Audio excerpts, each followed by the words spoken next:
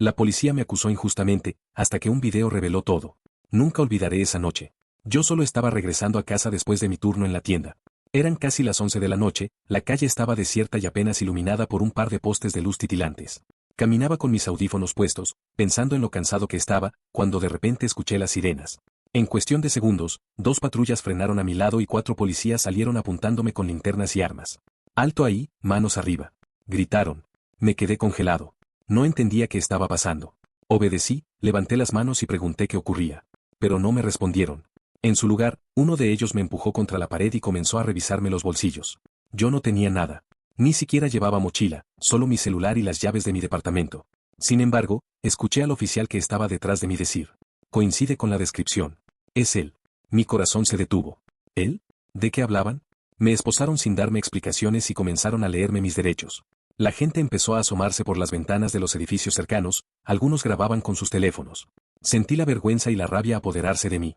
Yo, que nunca había tenido ni una multa de tránsito, estaba siendo tratado como un delincuente peligroso. En la comisaría me enteré del motivo. Me acusaban de haber asaltado a una mujer apenas 20 minutos antes, a solo 3 cuadras de donde me detuvieron.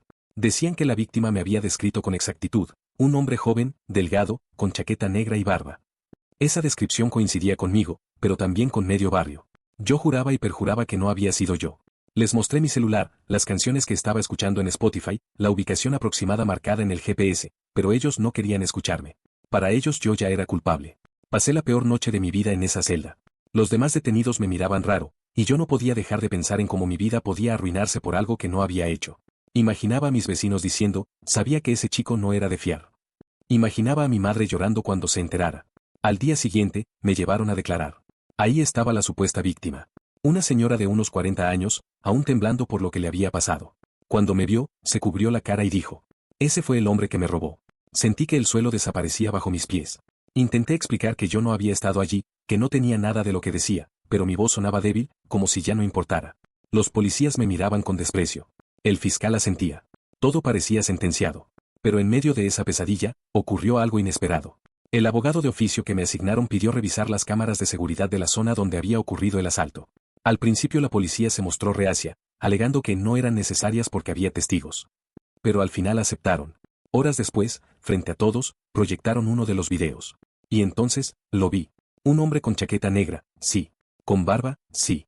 Pero era más alto que yo, más robusto, y lo más importante, en el momento exacto del robo, yo estaba registrado en otra cámara, comprando una botella de agua en la tienda 24 horas. Las imágenes no dejaban lugar a dudas. No era yo. En ese instante, la sala quedó en silencio. El fiscal frunció el ceño, la mujer que me había acusado empezó a llorar de la confusión, y los policías me miraron incómodos, como si no supieran qué decir. Yo no sabía si gritar de rabia o llorar de alivio. Ese video me había salvado. El día que el video me liberó debería haber sido el más feliz de mi vida, pero en realidad, fue el inicio de otra batalla. Cuando el juez suspendió mi detención, la policía apenas me dio una disculpa vaga, como si hubieran cometido un simple error administrativo. Pero yo no podía olvidar la humillación, como me apuntaron con armas, como me empujaron contra una pared, como la señora me señaló temblando y todos me miraron como si fuera un monstruo. Salí de la comisaría con una mezcla de alivio y rabia. En la puerta, algunos vecinos que se habían enterado de mi arresto me observaban con desconfianza. A pesar de que el video me había exonerado, la duda ya estaba sembrada. Escuché un susurro. Seguro lo soltaron porque no tenían pruebas, pero algo habrá hecho. Esa frase me taladró la mente. En el trabajo tampoco fue diferente.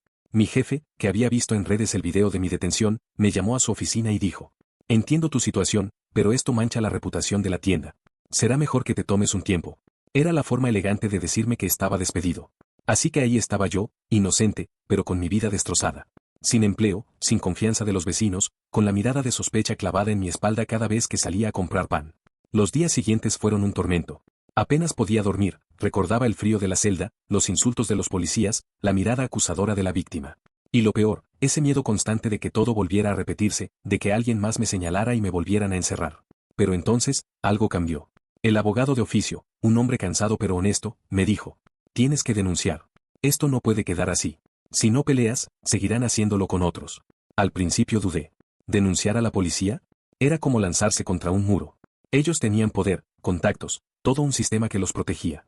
Pero cuando vi los mensajes de apoyo en redes, gente que había compartido el video diciendo «este chico es inocente» o otro caso más de abuso policial, decidí que no podía quedarme callado. Iniciamos un proceso legal contra los agentes que me habían detenido sin pruebas. Y ahí fue cuando las cosas se pusieron aún más intensas. Recibí llamadas extrañas en la madrugada. Una voz me decía, deja las cosas así, por tu bien. A veces encontraba patrullas estacionadas frente a mi edificio, con policías que fingían no mirarme. Mis amigos comenzaron a alejarse, temiendo que los metiera en problemas. Incluso mi madre me rogó que lo dejara estar, que al menos ya estabas libre. Pero yo ya había cruzado un punto sin retorno. Un periodista local se interesó en mi caso y publicó un artículo con las grabaciones de la cámara de seguridad. Joven inocente arrestado injustamente, decía el titular. El reportaje se viralizó. De pronto, no era solo yo, salieron a la luz otros testimonios de personas que habían pasado por situaciones similares con la misma comisaría. La bola de nieve crecía. Y mientras más crecía, más miedo sentía yo. Porque sabía que estaba tocando fibras que no convenía tocar. Una noche, mientras volvía a casa, escuché pasos detrás de mí. Aceleré. Los pasos también. Cuando me giré, vi a 2 hombres con gorra siguiéndome. Corrí hasta llegar a mi edificio y apenas logré cerrar la puerta antes de que intentaran empujarla. Grité, y los vecinos salieron. Ellos se fueron corriendo. No tenía pruebas de que fueran policías encubiertos, pero en mi interior lo sabía. Ese día me prometí algo, si ya me habían arrebatado mi tranquilidad, al menos iba a asegurarme de que mi voz sirviera para algo. Lo que no sabía era que el mismo video que me había salvado iba a destapar un escándalo mucho más grande de lo que imaginaba. El video que me había salvado no solo probaba mi inocencia, también mostraba algo que, en ese momento, nadie había notado. Un amigo experto en informática me dijo, oye, ¿te diste cuenta de lo que pasa en el segundo 34? ¿Qué cosa? Pregunté confundido.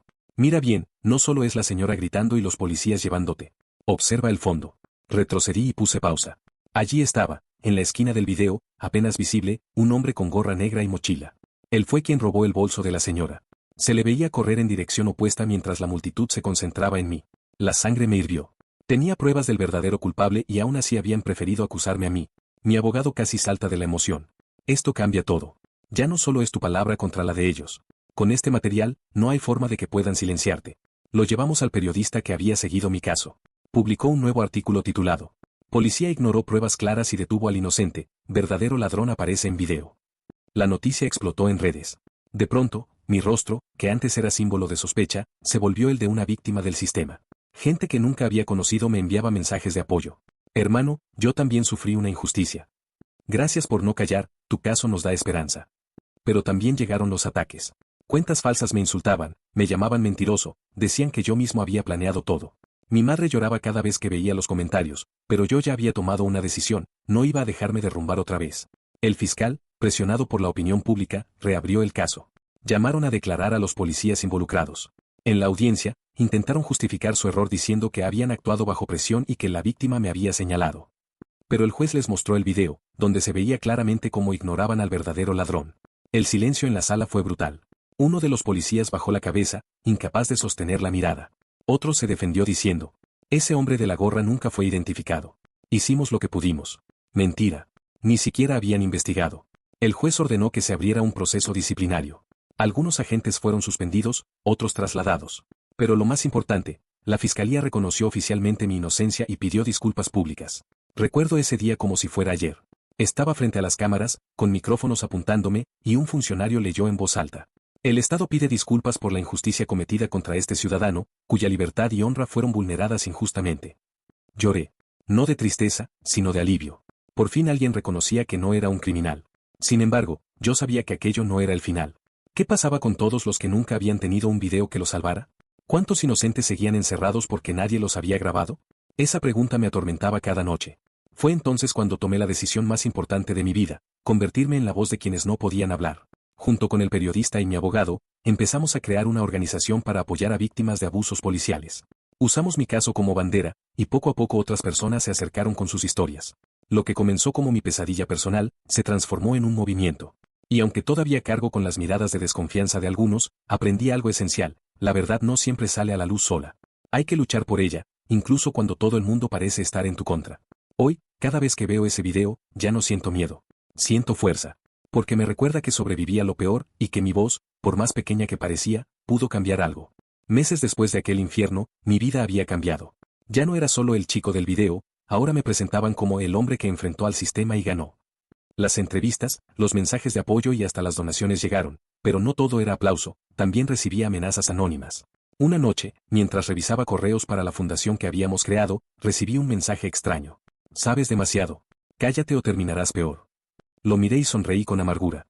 Antes, esas palabras me habrían paralizado. Ahora solo me daban más razones para seguir. Porque si alguien quería callarme, era porque mi voz estaba haciendo ruido en los lugares correctos. El periodista me propuso hacer un documental.